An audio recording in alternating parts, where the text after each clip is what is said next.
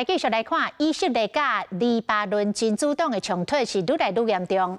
中国政府协助当地一个台湾籍的男子撤离，事后这个台湾人接受到中国官方媒体的访问，是大声来话讲：我的祖国是中国。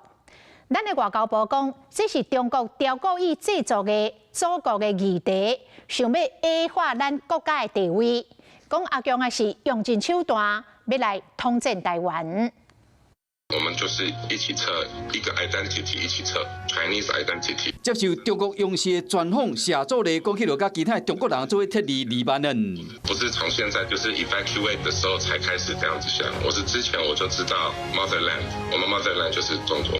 讲伊的祖国是中国，影片一个公开了，引起讨论。因为镜头前这个查甫人，外交部证实讲，伊是住伫黎巴嫩的台湾人，即摆伫中国协助下离开黎巴嫩，配合中国放送。如果这不是认知作战，什么才是认知作战？中国这次却借由协助我国人离开黎巴嫩，炒作祖国的议题，目的是要矮化我国的国家地位，自曝其无所不用其极，打击中华民国台湾的统战意图。中共网络战的范围嘛，包括总统赖清德伫双十国庆晚会致辞的时这段话。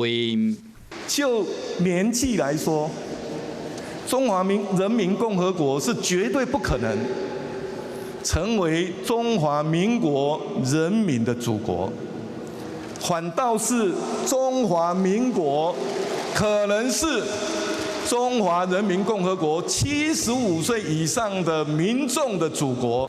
这番祖国论微博的口罩武力统一一打出来，瞬间互对方的网友挡袂牢，是讲影片刚互北京当局封杀，一点钟后都被摕掉。目前我们都在关注情势，我们也希望不要过度解读。祖国论唔若去卡到对方敏感的政治神经，中国国台办到目前为止无回应，已经变成国际上关心的焦点。